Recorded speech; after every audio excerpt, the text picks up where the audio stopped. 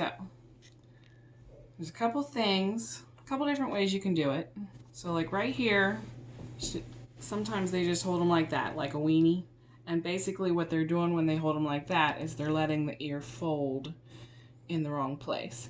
In that instance, you can choose to just bring the ear and you take the outside of the ear and you fold it in on itself. And then you can wrap it with some vet tape or some masking tape, or you could do a little bit of glue down the back, and then you just glue it to itself, and that will help stretch out where they're letting it fold, where they're putting the fold right in this area. And then if it stays that way for a while, then it'll set that way. And then when you undo them, then they'll get rid of this crease. And then there'll be a more natural looking forward ear. Then on some instances, what I'm going to show is if you have ears that are just kind of starting to go up and out like this, then what you're really needing to do is to create the crease to the front that's going to bring them down. So I've cleaned out the inside of the ear and gotten a bunch of the hair out of here. And then what we're going to do, and the hardest part is getting them to be equal on both ears. That's the hardest part. And it tends to be a bit of a two-person job, especially with a real young puppy like this. She might be a little bit more fidgety. So I just get Tear Mender from Joann Fabric. And it sets up pretty quick, so you kind of have to work fast.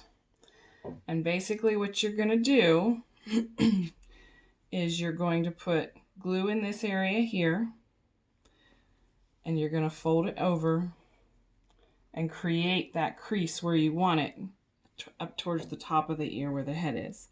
And then you're going to take some more glue on the tip of the ear, and you're going to place it on the forehead, kind of above the eyes. If you want, she might do better if you just hold her at the butt.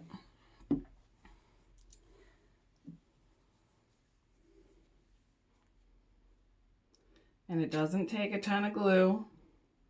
And then, like I said, it sets pretty fast. And you're gluing hair to hair.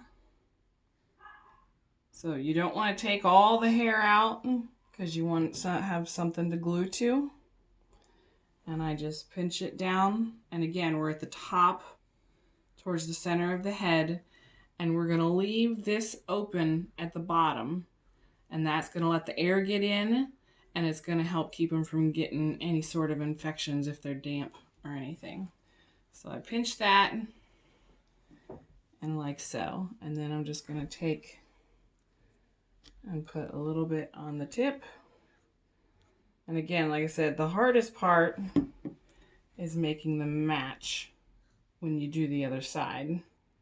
I'm going to place it kind of above her eyebrow a little bit. And push it down and hold it. And it sets within seconds.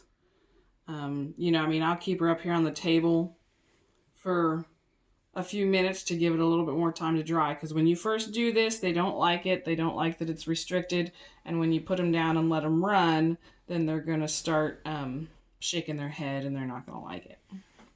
So that's how I've done one ear. And then I'll do the other ear to match.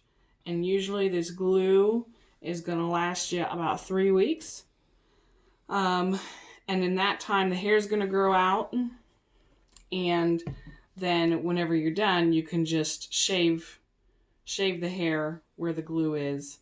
And if you need to start over, you can. So there you can see the difference between an ear that's been done and an ear that's not. And then I'm going to go ahead and do the second ear. All right.